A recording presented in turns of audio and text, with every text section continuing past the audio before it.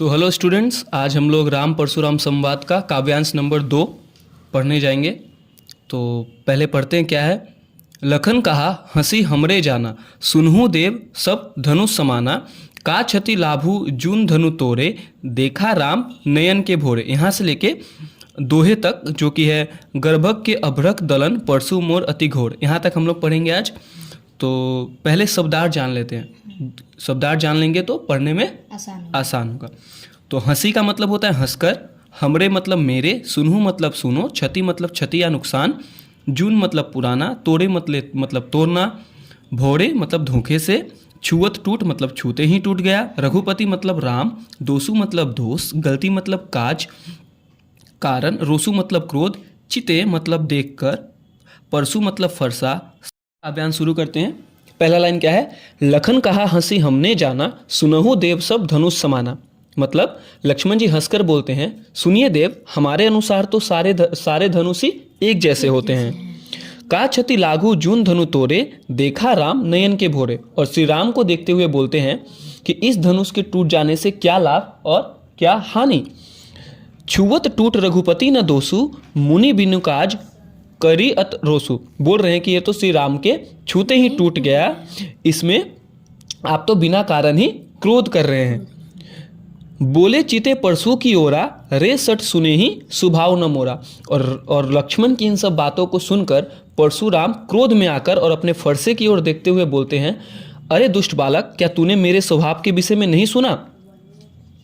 बालकुई बोली बधो नहीं हो तो ही, केवल मुनिजर जान ही मोही। कि मैं तो तुझे बालक समझकर नहीं मार रहा हूं। अरे मूर्ख, क्या तू मुझे केवल एक मुनि समझता है।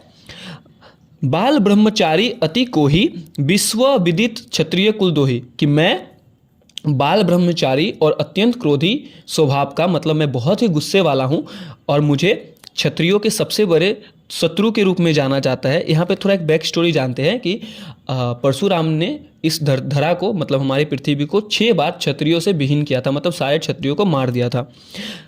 भुजबल भूमि भूप बिनु किन्ही, विपुल भार महिदेव दिन्ही। कि मैं पूरे विश्व के कि मैंने अपने भुजाओं के बल पर, मतलब अपनी ताकत के बल पर कई बार राजाओं को मारकर और उनकी भूमि ब्राह्मणों को दे दी है। सहस विपुल बार महिकेब दिनी, सहस बाहु छेद निहारा, परसु बिलेकु महिप कुमारा। कि हे राजकुमार, मेरे इस फरसे को देख जिससे मैंने सहस्त्र बाहु की भुजाओं को काट डाला था। सहस्त्र बाहु एक राक्षस था जिसकी 100 भुजाएं यानी हाथ थे, और परशुराम जी का वो परम शत्रु था जिसको परशुराम जी ने क्या किया था, मार दिया था। ठीक है, अब आते हैं दोहे की ओर। मातु पिता ही जनी सोच बस, करसी महिष किशोर, गर्भक के अंदर दलन परसु मोर अति घोर। अरे अरे राजा के बालक लक्ष्मण, तुम मुझसे भिड़कर अपने माता पिता को क्यों चिंता में डाल रहे हैं। अपनी मौत न बुला, मेरा फरसा बहुत भयंकर है, यह गर्भ में पले बच्चे को भी मार देता है। मतलब यहाँ पे कह रहे हैं कि तू क्यों मुझसे ऐसी बातें करके अपनी मौत को बुला रहे हैं। मेरा जो ये फरसा है इतना खतरनाक है कि पेट में पल रहे बच्चे को भी नहीं देखता, उस पर भी दया नहीं करता, उसे भी मार देता है। तो तुम मुझसे ऐसे बदतमीजी से बात मत करो। ठीक है, अब मैं लास्ट में इसका रिटर्न चीज भी मैं आपको दे दूंगा। वीडियो को शॉर्ट पॉज करके इसको भी लिख। तो अब काव्यांश नंबर 3 पढ़ते हैं। छोटा सा है कि बिहसी लखुन बोले मृदुबानी, अहो मुसी मुनीसु महाकट मानी। यहाँ से लेकर दोहा।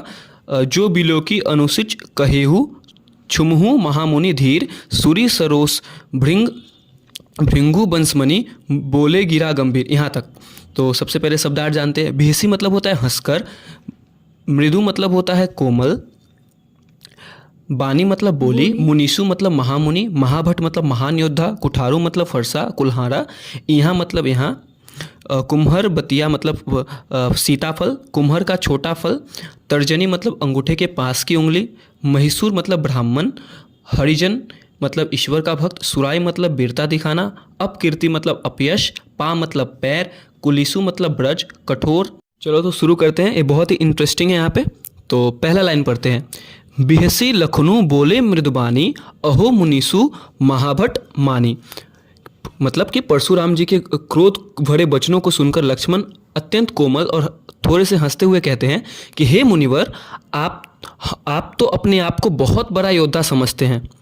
पुनी पुनी मोही देखाभो कुठारू, चहत उड़ावन फूकी पहाड़ू। यहाँ पे थोड़ी बेइज्जती करते हुए कहते हैं कि आप मुझे बार बार जो ये फरसा दिखा रहे हैं, मुझे तो ऐसा लग रहा है कि जैसे अगर आप फूंक मारोगे तो पहाड़ उड़ा दोगे।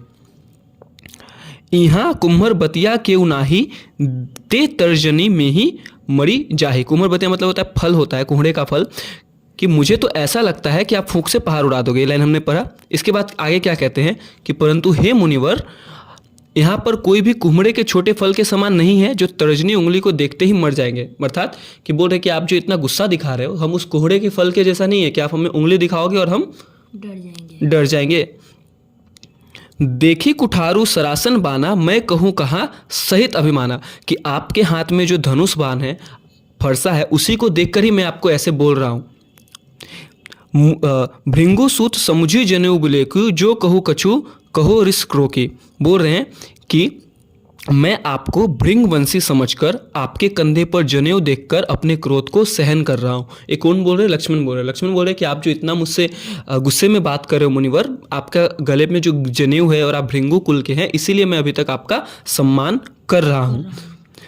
सुर महिसूर हरिजन अरूपाई, हमरे कुल इन पर न सुहाई। बहुत इंपॉर्टेंट लाइन है। क्या बोल रहे हैं कि हमारे कुल की यह परंपरा है कि हम देवता, ब्राह्मण, भगवान के भक्त और गाय, इन सभी पर कभी अपनी वीरता नहीं दिखाते। बधे पापू अपकृति हारे, मारतहु पा परिस तुम्हारे। क्यों इन पे गुस्सा नहीं दिखाते हम? क्योंकि इन्हें मारने से पाप लगता है और इनसे हार जाने पर अपकीर्ति होती है, कि अगर हम इन्हें मार दे तो हमें पाप लगेगा।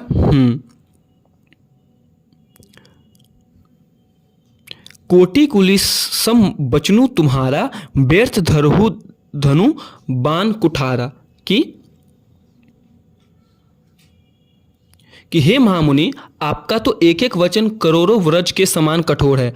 आपने व्यर्थ में ही फरसा और धनुष धारण किए हुए हैं। और यहाँ पे थोड़ा सा और मतलब इंसल्ट करते हुए कहते हैं कि आप जो इतनी कठोर कठोर बातें हमें बोल रहे हो ना, आपका बात ही बहुत है हमको चोट पहुंचाने के लिए, आप बिना काम का ही ये फरसा वर्सा रखे हो। अब आते हैं दोहा। जो बिलोकी अनुचित कहेहु, क्षमहु महामुनि धीर, सुनी सरोस भृंगु समनी, बोले गिरा गंभीर। और आगे लक्ष्मण कहते हैं कि यदि मैंने आपको देखकर कुछ गलत कह दिया हो तो हे धैर्यवान महामुनि, मुझे क्षमा कर दीजिए। लक्ष्मण के यह व्यंग वचन सुनकर भृंगुकुल वंशी अर्थात परशुराम जी क्रोध में आकर गंभीर स्वर में बोलने लगे। कि जैसे ही लक्ष्मण ने ऐसा कहा, परशुराम जी और अधिक क्रोधित हो गए। चलो मिलते हैं आपसे दूसरे वीडियो में काव्यांश 4 और 5 के साथ। धन्यवाद।